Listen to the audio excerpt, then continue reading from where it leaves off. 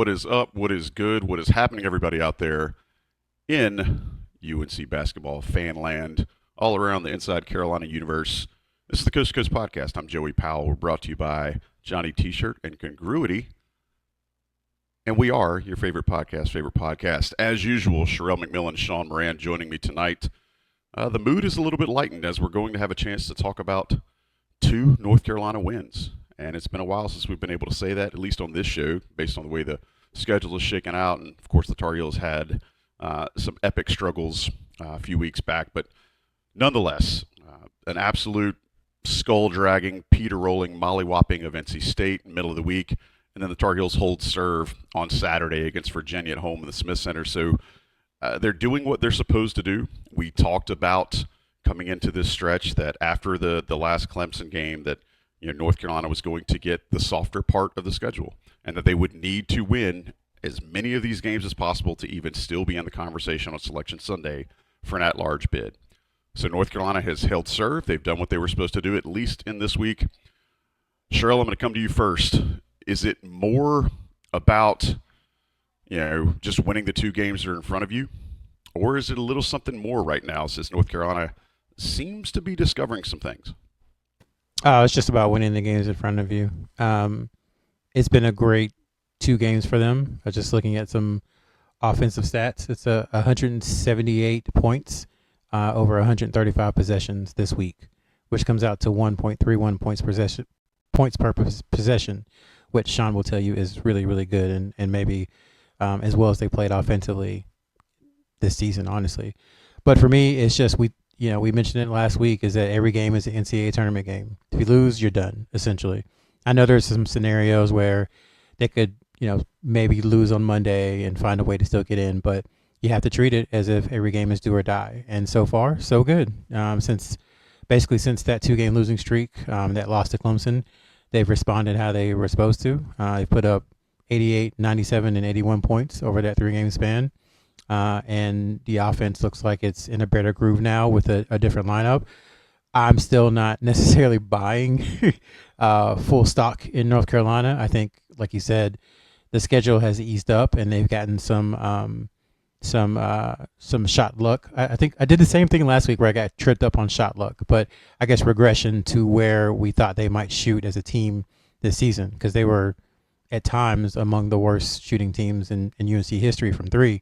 And over the last 4 or 5 games, they've been on fire, just absolutely shredding the nets. So it's good. They did what they're supposed to do, but now you got to go out and you got to validate it on Monday. And if you beat Florida State on the road, which is always tough, even for good UNC teams, then you got to go home and beat a very bad Miami team on Saturday.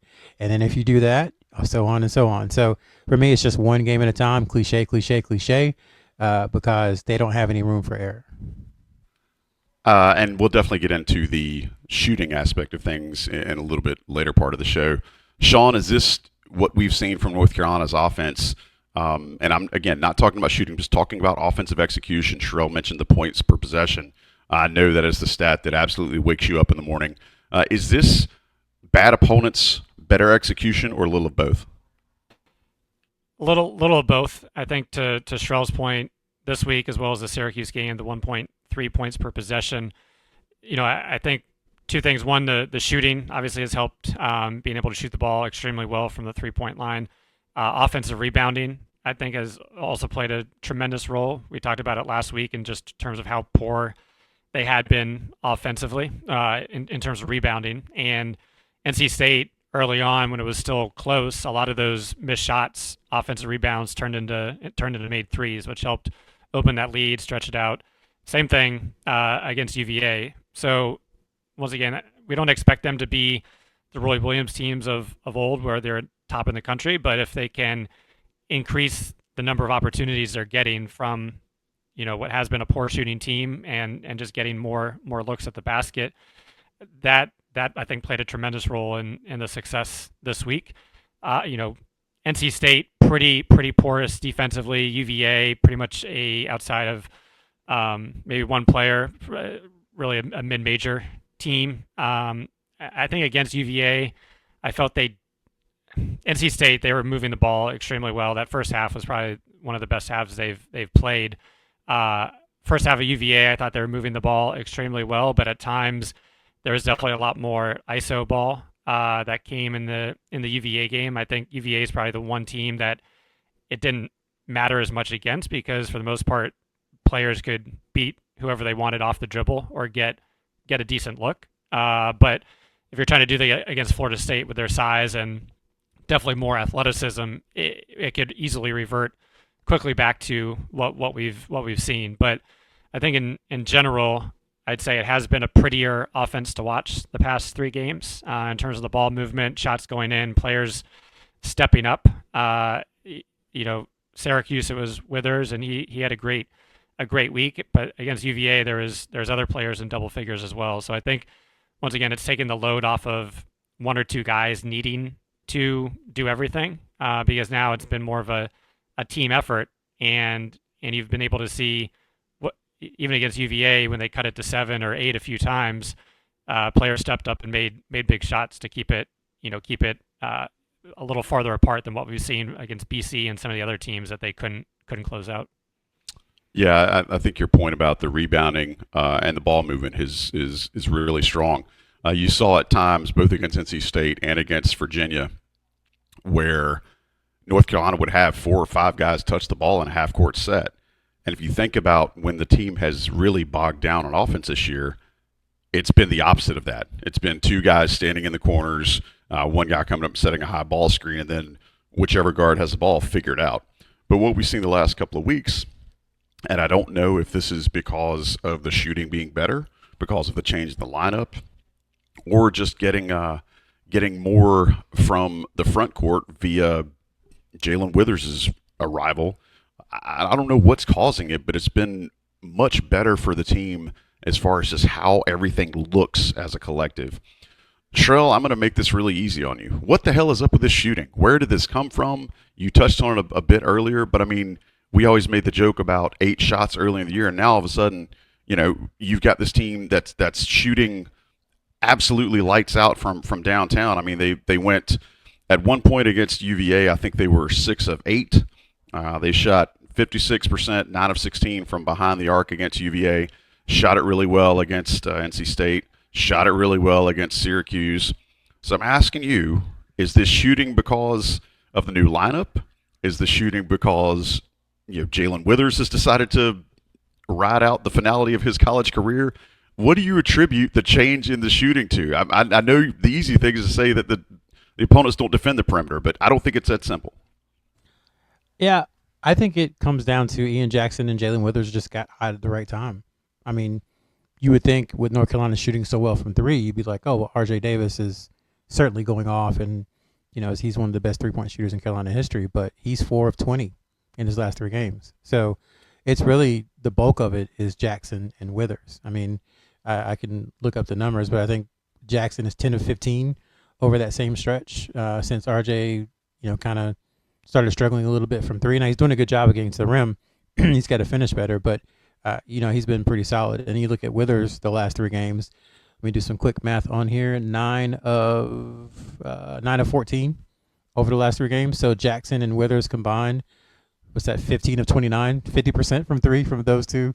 It was my understanding that there would be no math. Sorry. Right. So I mean, if I'm off, sorry y'all, but basically they're around 50% from those 2. And then Kate Tyson came in and he's hit his last 3 of his last 4 threes over the last 2 games. And then Drake Powell hit 1. So that, it's really just 2 guys getting hot at the right time. They're still not, I would say, shooting well as a collective team. They haven't been able to get 3 guys kind of hitting at the same time. But it really just comes down to Withers and Jackson. And that's how I look at it. I don't know schematically maybe if there's a change, but I think sometimes guys just get hot.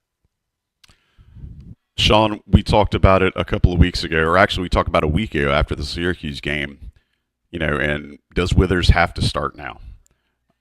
And I don't know if it's because he's getting more energy or if he's giving more energy because he's getting more minutes. I don't know if he's more dialed in now because he's out there when the ball's tipped to start the game. But either way, like Sherrell said, it really feels like his shooting has been some sort of a revelation for this team. I'm going to hit you with a really simple question of why. Well, from his shooting in terms of starting, I think we've seen a lot of different lineups over the months, and I think right now they found something that works. I think when he hit that first three against Syracuse, it did give him confidence. I think he's continued to build on that, where we saw what was it, the step back or off the dribble step back three, which is probably a little outside of what you want him doing.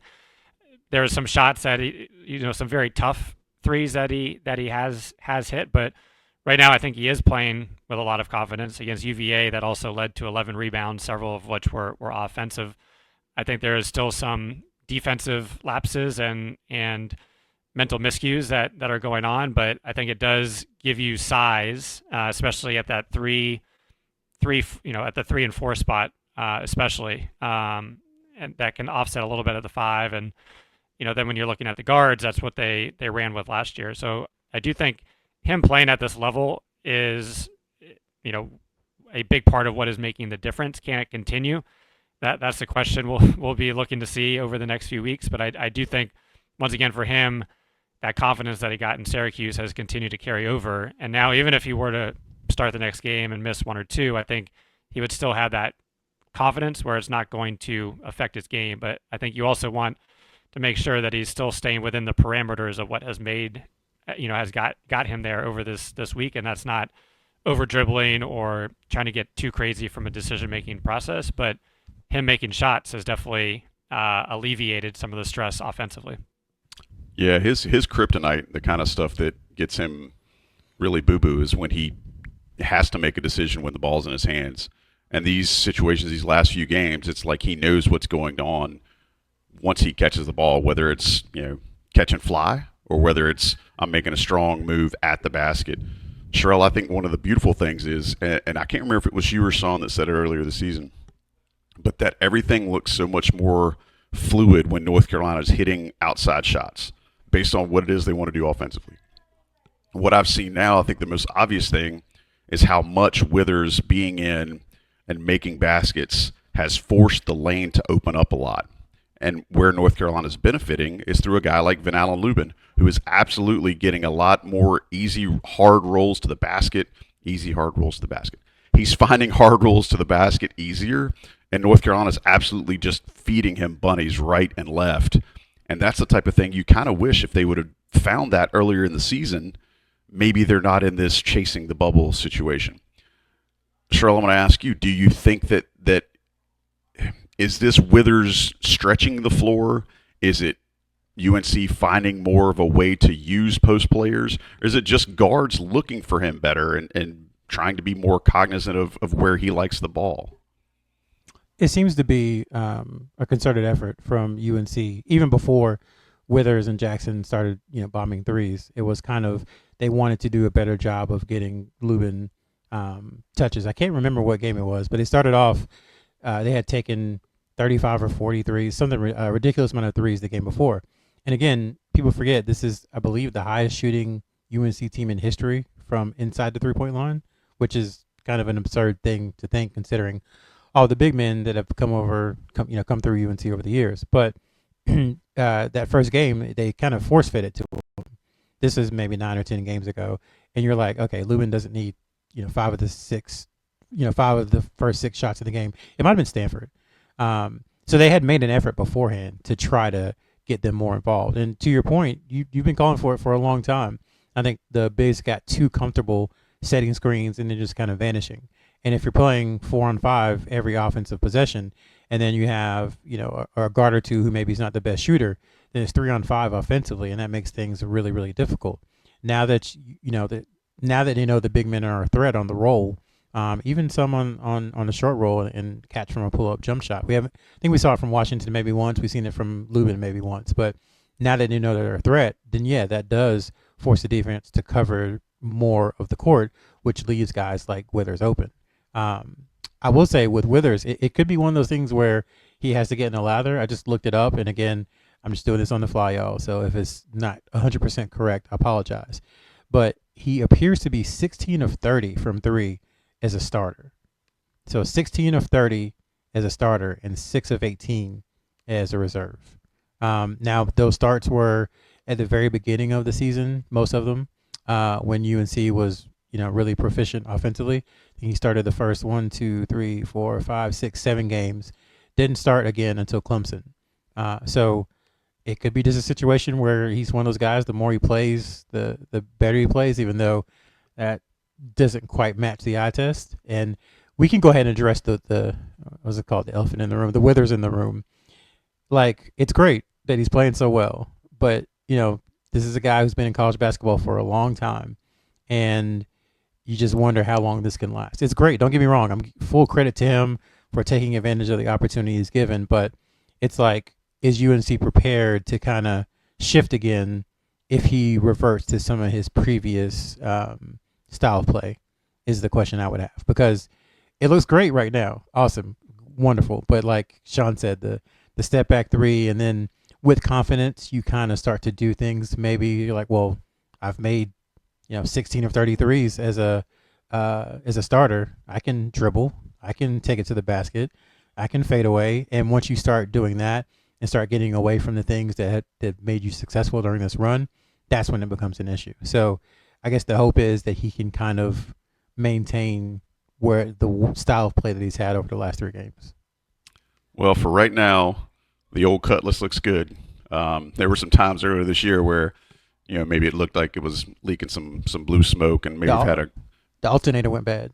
Well, I was going to say maybe it had a cracked block, but they fixed that alternator, and now all of a sudden it's running again for a little while. So you run it until it breaks again, and that's I think your analogy is a good one, Sherrell. That right now, while he's got a hot hand, let North Carolina do as much as they can to take advantage of it. And hey, man, worse players have had longer runs. There have been players who are not as gifted or talented as him who have gone on 10, 15 game just hot streaks. So absolutely, who's to say that he can't do it for 10 games? I guess I'm saying I don't think he can do it for 10 games, but maybe he will.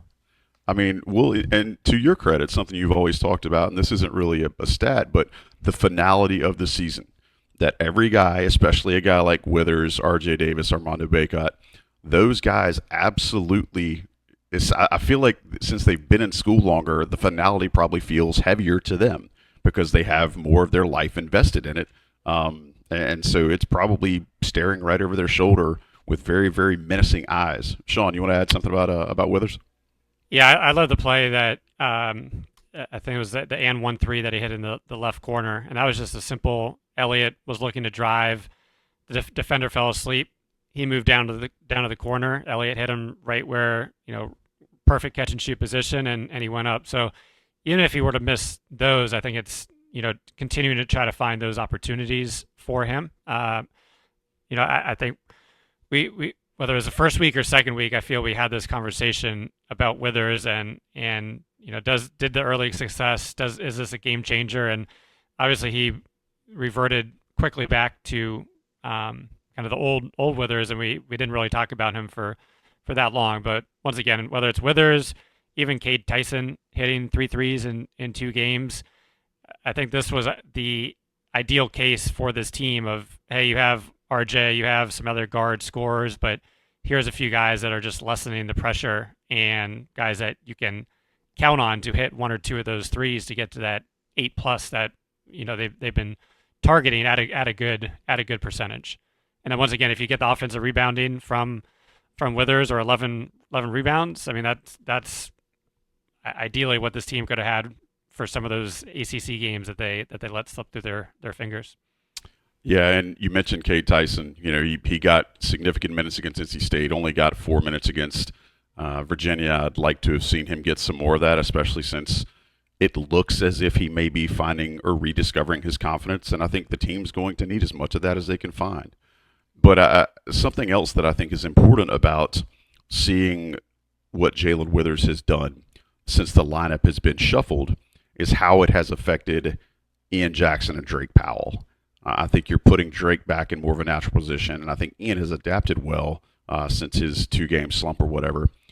Sherrell, what do you think it says about the mindset of these 2 freshmen that they've been able to kind of steady their contributions regardless of who's getting the start and regardless of who's coming in at what situation?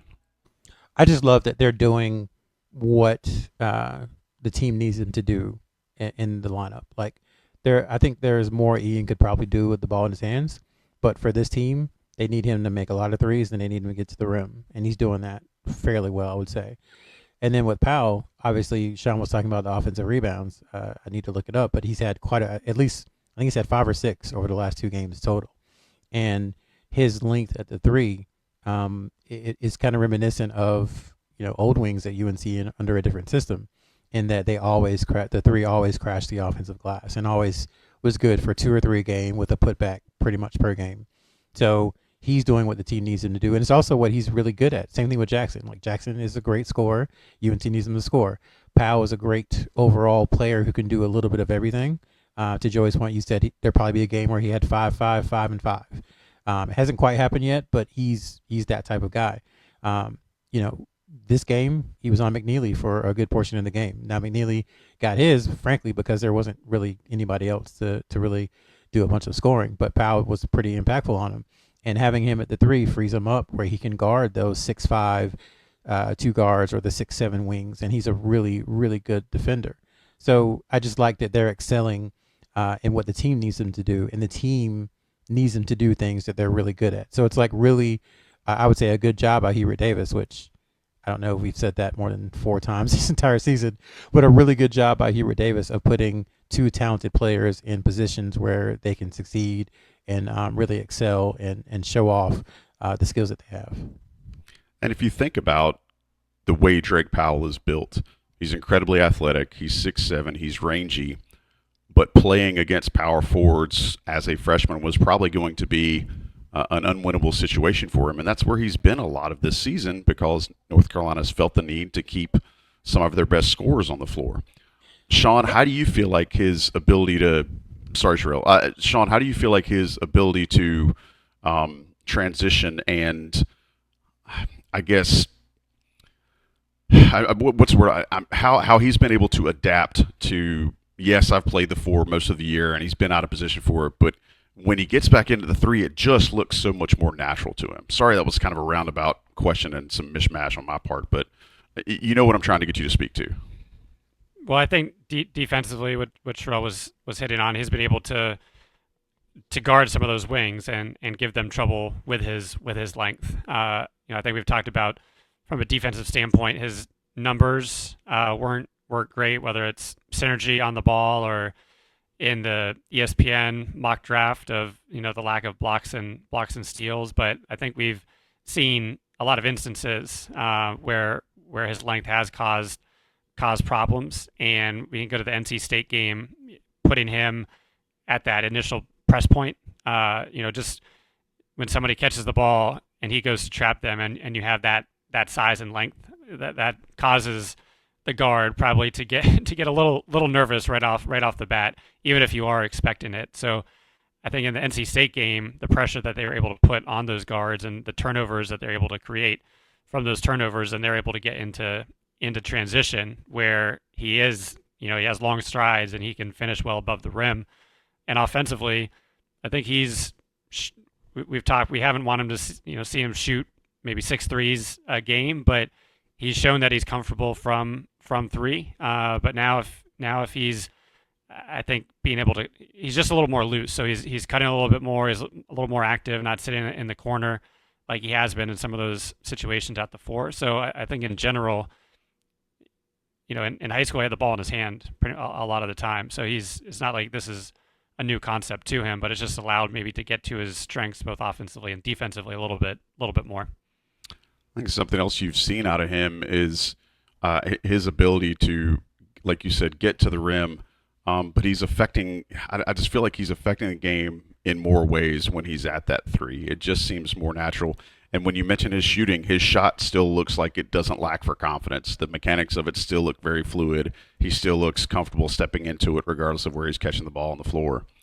Sherrell, something that came out this past week with 2 games in the Smith Center against teams that you've been playing against for a long time, I started to see a little bit of joy come back to these players, and that's something that you pointed out a few weeks ago when they were mired in their slump and just looking bad on both ends of the floor. I saw players celebrating each other's success. I saw players like high-fiving. I just saw a lot more joy on the floor than I think we have seen combined for this entire season in these last 2 games. help us understand where that comes from, or is it just winning? And then help us understand what that might mean as we get down to the last 2 weeks of the season plus the tournament. Yeah, it's a great thing to see. Honestly, it's been a thing with Hubert Davis's team since he's been at UNC. I think we've talked about it for 4 years now.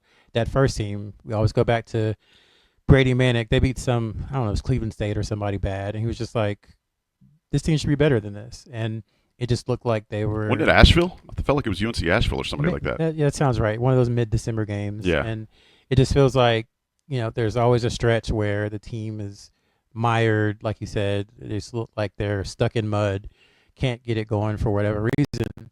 And then they have a game or two where they play well, and then the joy comes back. The key, I think, moving forward, because I don't want to sound negative, so please don't take it as that, but it's very easy to have fun and be joyful when you're up by 30, and you're making everything. That's easy.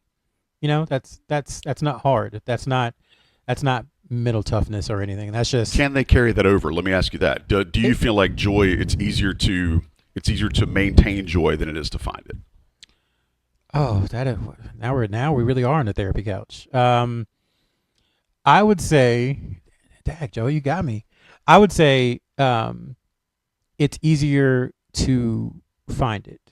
Maintaining it is very, very difficult because it's never going to be all fun. It's never going to be all good because basketball is a competitive sport. So they could go out on Monday and just look like they did against Clemson, and all that joy is going to be gone. That's what I'm saying. It's very easy to do it when you're winning. The tough part, and I think Hubert Davis has talked about this a ton too, is when you're down 5 with 6 minutes left, is when you're not shooting well, is when the dunks aren't coming, there's no flashy passes, you're just trying to win a basketball game. That's when, I think the real, the authentic joy will come, because it's not when things are easy. That, to me, that's what you're talking about. And you always hear coaches say, oh, we got to deal with adversity. To me, that's kind of what dealing with adversity means, is finding joy in the struggle. And this team far too often has not found joy in the struggle. They just kind of see the struggle and they run the other way. So they have a chance now in these final 4 games to really embrace the struggle, as Hubert would say. What does he say? He says grind, get in the dirt, get in the mud. There's some phrase he uses, but that's what they have an opportunity to do. So, it's great. And again, I sound like I'm being negative. It's great that they are having fun, but let's see them have some fun in a road game, in a competitive road game where they're not winning by 15 or 20 or 25 the whole time, where they have to kind of pull it out and play smart and be mentally tough. That's where, I think the kind of true joy, the deep joy, the not surface level joy comes in. I did see this past week they got some new footwear from Nike. And, I think the timing there is pretty obvious. And I think it also kind of harkens the fact that when you get new gear, joy comes with, right? And so if you're looking for joy, I would push you towards JohnnyT-shirt.com. For therein shall you find joy, whether it's on their website or in their brick and mortar store on East Franklin Street. Their staff bring joy. What they offer to you, the customer, will bring joy. Their amazingly low prices will absolutely bring joy. And you're not going to get that just, avoiding Johnny T-shirt. But if you lean into Johnny T-shirt and you allow yourself to get lost in the Johnny T-shirt, the joy will come to you. JohnnyT-shirt.com. We appreciate them for supporting us. Premium subscribers know you get that extra 10% off the top if you use the code that is found on the premium message boards. Johnny T-shirt, locally owned, locally operated, alumni owned, alumni operated. Good folks. Go get your joy. JohnnyT-shirt.com. If you're watching this on video, stick around. If you're listening to us on audio, thanks for being here. Even if you're listening to us in whatever form you get your podcast, there'll be some national ads that come right after this, and we'll be back with more of the Coast to Coast on InsideCarolina.com. Fellas, as we put to bed this past week, let's look forward to what North Carolina has on the docket. Seems to be the Florida Visitors Bureau time of the year, I guess, because they are going to Tallahassee on Monday, and they will be at home against Miami later in the week on Saturday, which I believe that is a noon game. Shout out to Dan Bonner, and hopefully it'll be a Bonner and West Durham game because 12 o'clock on a Saturday feels like ACC time. But first things first, at Florida State, Sherrell mentioned earlier that that's typically a tough place where much better North Carolina teams have not fared well. Sean, I'm looking at a Florida State team that's won 3 of their last 5. They did close the gap against Louisville in their game against in Louisville on Saturday. They have played better as of late, but again, they're dealing with the same thing that Miami is of having to find a new coach. Leonard Hamilton's on his way out. Shout out to Amsterdam. Sean, I want to ask you, what can we expect from North Carolina from a matchup or maybe a game strategy standpoint against Florida State? Well, first, this will be the only game that they're playing a team ranked within the top 100, up until the Duke game. So even though they're in the bottom part of it, I think in the 80s, right now Ken Pom has UNC as winning by 2 points. So it's going to be a tight one, as the majority of games at Florida State are. I think this is a team that is a very poor shooting team from the outside. So hopefully, they're not getting hot and having one of the nights that we've seen in the past in Tallahassee. But no different than a lot of the other teams. They have some size. They're very strong. Or there's certain players, Malik Ewan, as Sherrell just noted in terms of how to pronounce his last name. He's the one I'm most interested in watching, just from his offensive rebounding ability, his athleticism, and his strength, as well as his size. So I think could potentially pose some matchup problems depending on his energy level. And then Watkins is a extremely strong player. So for UNC, I think they have to get off to a good start, which they've finally shown themselves to be able to accomplish the past few games. I don't expect them to be as hot from 3, but I think they need to be a little more mentally locked in than they were against UVA. I know it's easy to probably get a little phased out once you're up 21-2 or 21-4, but giving up 4-point possessions and 5-point possessions and just silly turnovers, have to try to minimize that as much as possible on the road. And then once again, I think if they can continue to rebound offensively at a higher rate than they have been over the season, that'll just give them a few more of those extra opportunities, even if they're not hitting 40% from 3. But to me, it's going to go down to Florida State size and how UNC is able to negate that both offensively and defensively. And then in terms of Watkins and Ewan, what type of stats are they putting up, and can UNC control those 3 guys?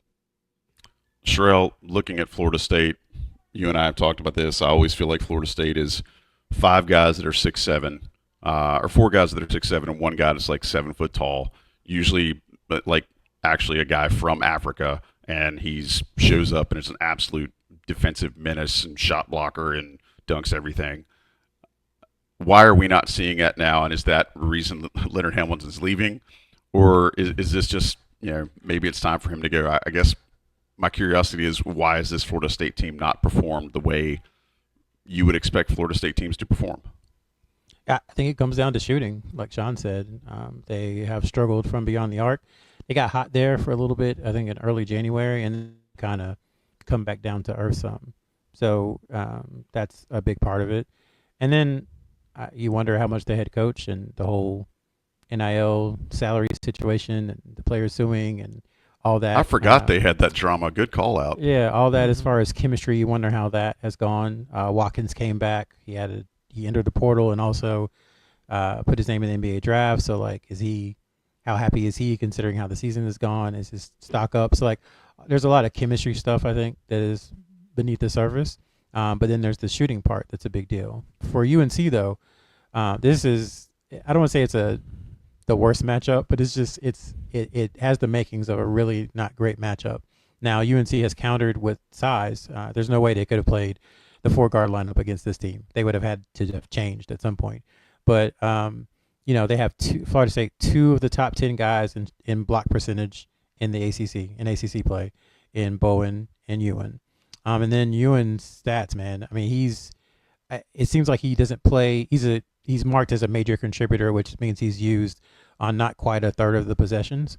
But just looking at his numbers, 4th in the ACC in effective field goal percentage, 8th in the ACC in true shooting percentage, second in the ACC in offensive rebound percentage, ninth in the ACC in block percentage, and seventh in the ACC in good old traditional 2-point field goal percentage. So he blocks a lot of shots, he grabs a lot of offensive rebounds, and when he gets the ball in the paint, usually he makes it. Which, as we've talked about for UNC, is kind of their kryptonite. Lampkin is not nearly as tall. He's a little bigger, but I don't think he's as good of a player as Ewan is. And he put up a career high against UNC a couple weeks ago. So that is worrisome. And then from the offensive perspective for UNC, we saw how they couldn't really do anything in the lane against Duke. Granted, Duke is a much better basketball team than Florida State, but Duke kind of had a similar size and a 7-footer in the middle, a really good defender at the 4, and then Cooper Flagg when he was at the 4 or the 5, also 6'9", 6'10", athletic and could defend well and block shots. So it's like, how does UNC score in the paint? Are they going to be able to drive and finish? Are they going to be able to drive and get fouls called and live at the free throw line? Like, how will R.J. Davis, Elliot Cadeau, Ian Jackson, and Seth Trimble finish at the rim? Because it's been a mixed bag, I would say, for those 4 guys when it comes to finishing at the rim against teams who weren't as good defensively as Florida State and who didn't have the size as Florida State. So that's a big point of contention for me. Is like, how will the guards finish? And then what can UNC do to limit Ewan and Bo on the inside? And I haven't gotten to Watkins yet, who is probably their best overall player. He definitely leads them in scoring. I mean, he's averaging 18 a game. Gets to the line a fair amount, shooting over 30% from 3, 42% from the field as a whole. Ewan and Watkins, man. Whew. That can be the Remember the Titans game where you just you stick Petey, Drake Powell. You go in, you go in and tell them to cover Watkins. We'll talk about the rest of this when they put that one away. You just tell Drake Powell to focus on Watkins and nobody else.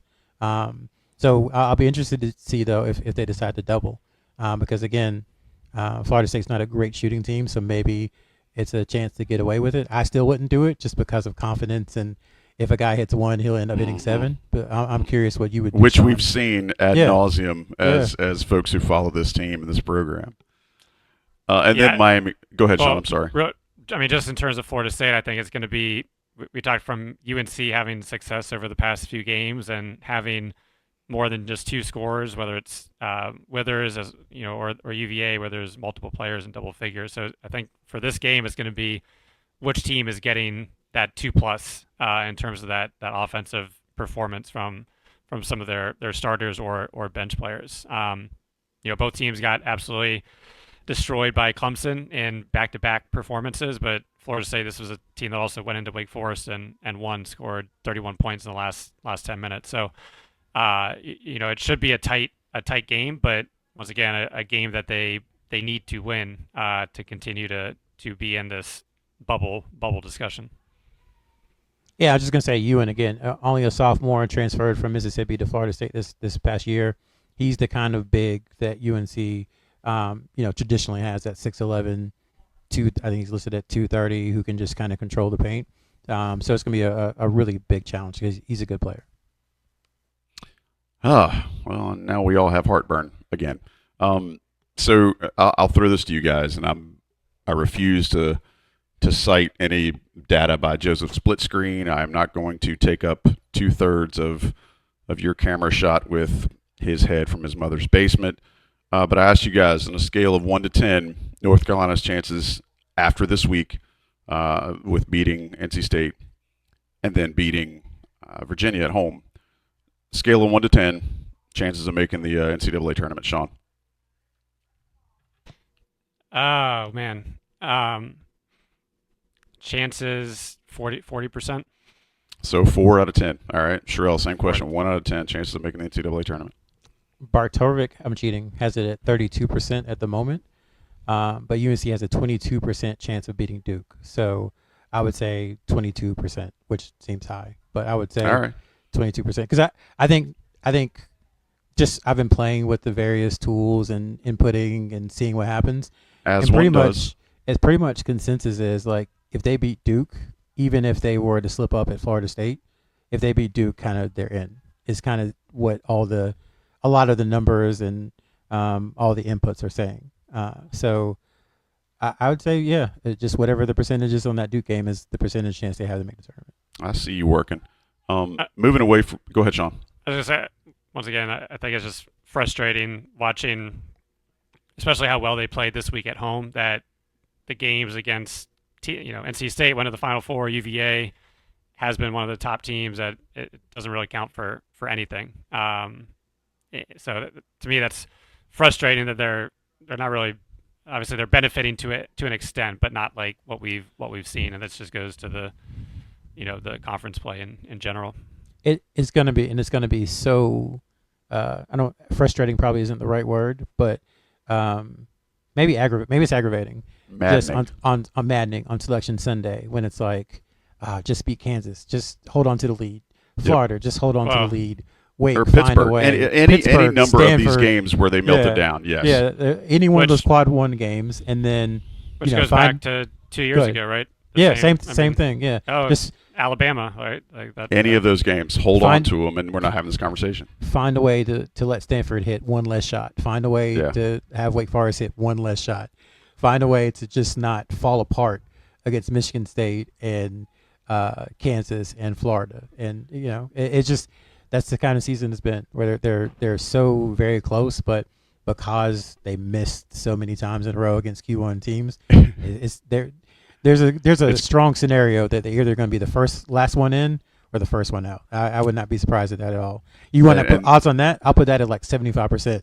And of course, your athletic director is the head of the selection committee this year, so lots of drama to still unfold. And I do think it's absolutely fascinating. That's the word I'll use here, that it's all going to seemingly come down to one game. I mean, again, they could fold up between here and the ACC tournament and just back their way off the bubble. That could happen too. But if things go the way they're trending as we sit today, it really could come down to one game. And like you said, with Stanford, one basket. Let's get through.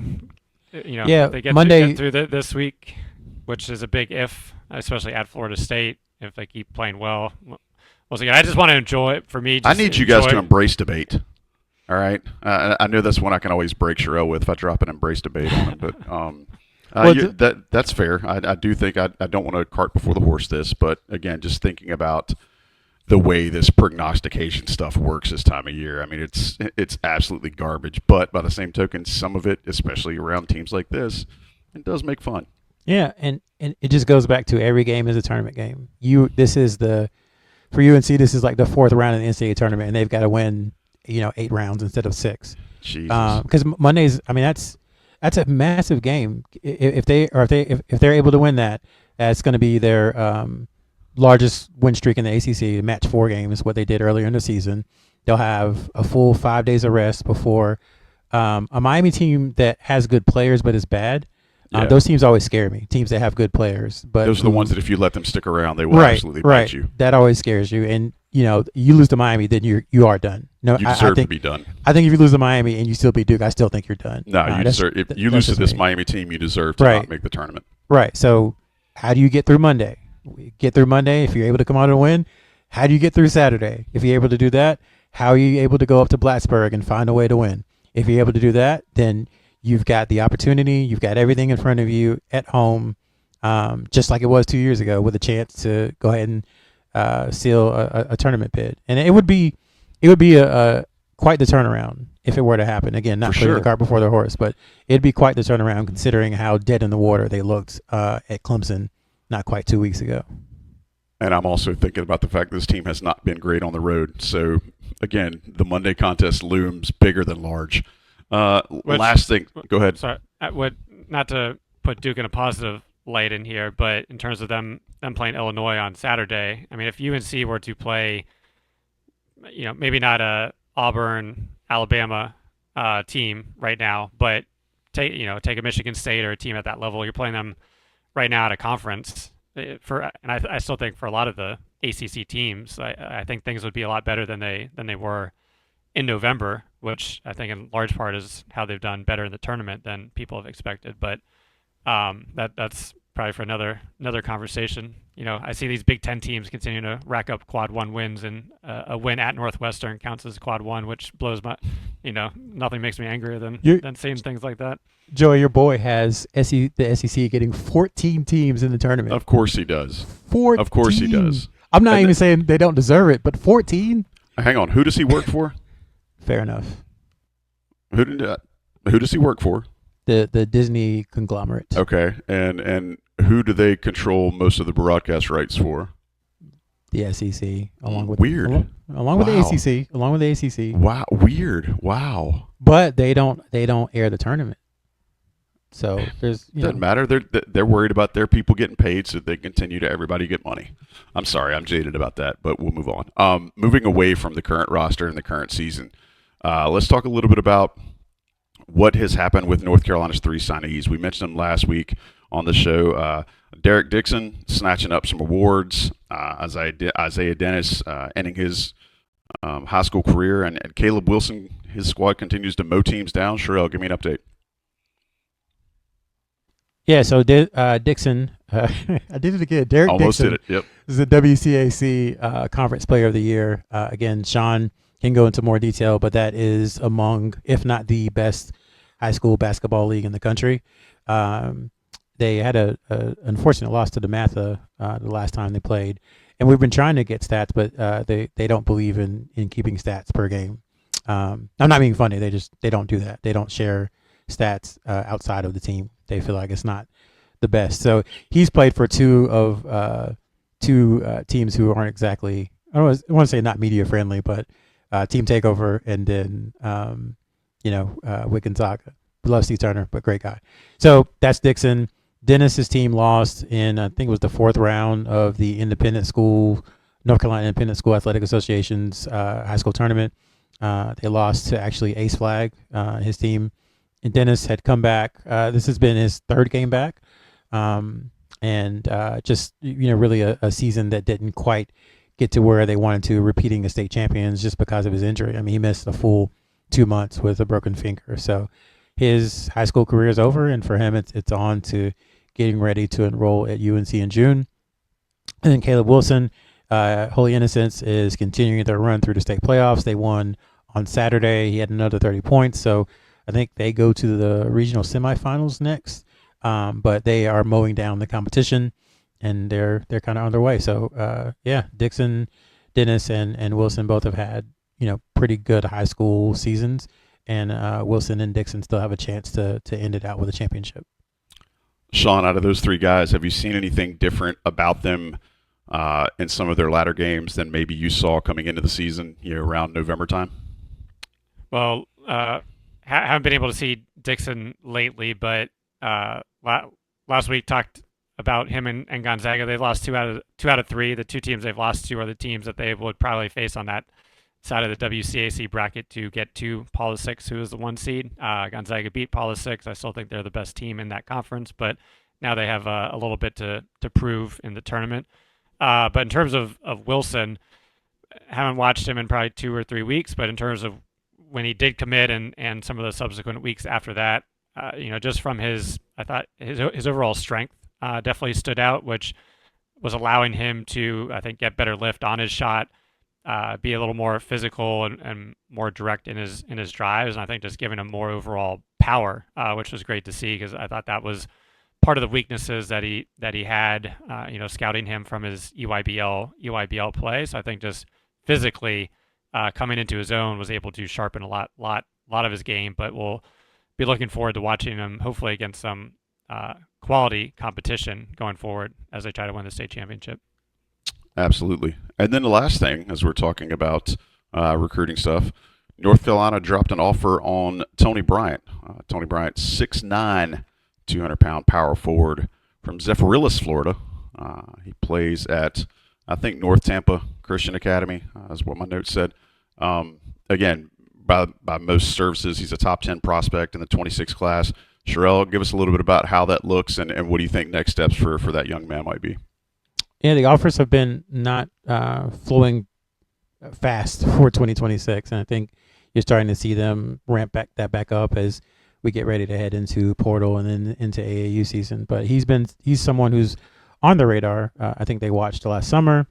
Sean May visited, I think, in January, and that was kind of the trip that put him over the top as far as getting an offer from Hubert Davis. And he's someone who I think is his number one strength is defense. He said that over and over.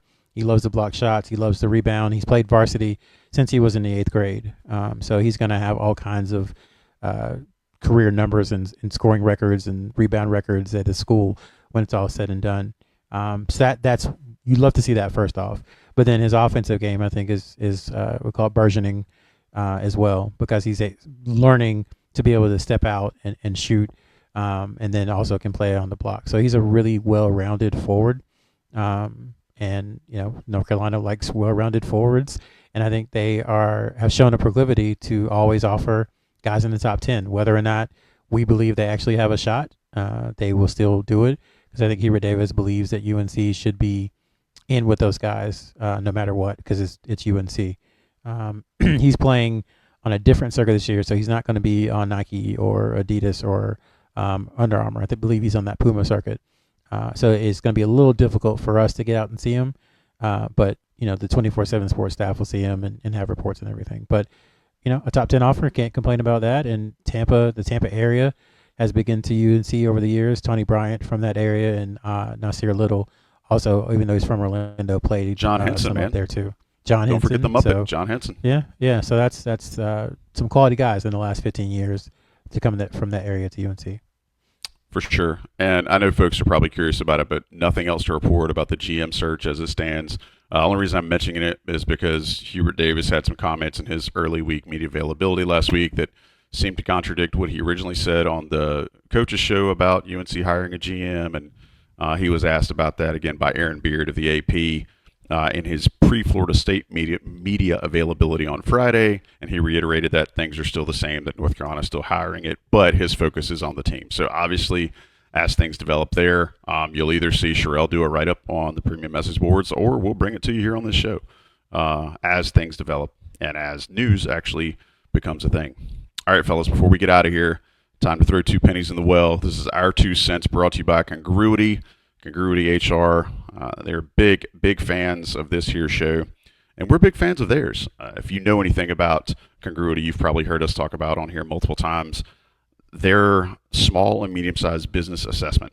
If you email Matt at congruityhr.com, he will help you understand the ways that they can help your business save money. As we're looking at what the economy's potential is over the next 6 to 9 months, I think that's probably that's probably things that are even more on the front of mind for small and medium-sized business owners, are thinking about ways that not only can you grow your top line, but let them help you save your bottom line. Let them help you save on some of your expense lines. Let them help you with your back office, benefits, HR, employee payroll solutions. That's what Congruity does for companies. We think they can probably help you, but more importantly, email Matt. Matt will tell you whether or not they can help you. You'll get that free assessment, and you'll be on your way. Congruity HR, we love them, congruityhr.com. Thank them for sponsoring this here show. Sean, I went to you last week, so I'm going to head fake and go to Sherrell. Sherrell, give me 1 penny. Well, I was expecting you to go to Sean, so I was looking up something, but Ian Jackson's at 48 makes this season from 3. He's now at 40%. He had dropped down below to 37 and is back at 40. And he would, if he's able to keep it up, I think he'll make 2 more threes this season. But if he's able to stay at that 40%, he'd join Kerwin Walton and Rashad McCants as the only freshman to make 50 threes and also shoot 40%. That is a heck of a stat nugget.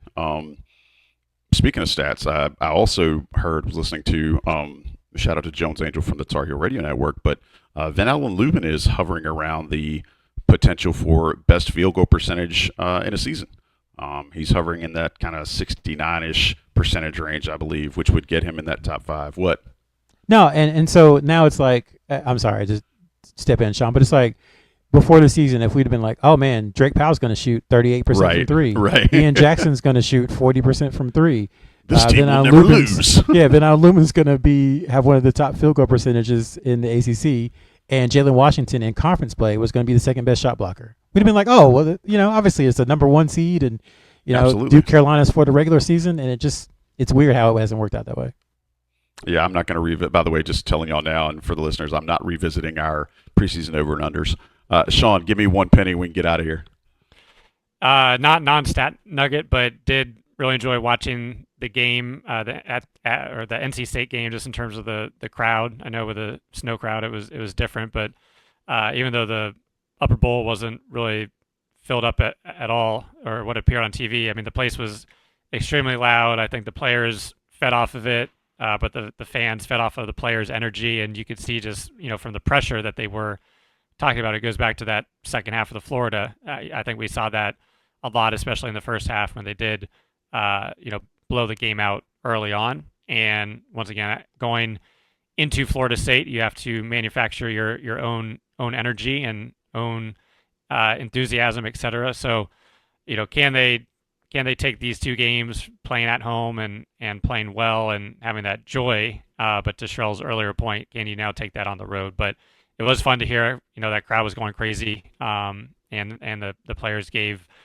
themselves, or gave everybody a lot to cheer for in terms of the made shots from three, as well as getting out in transition and the defensive turnovers. So it was a fun game to watch.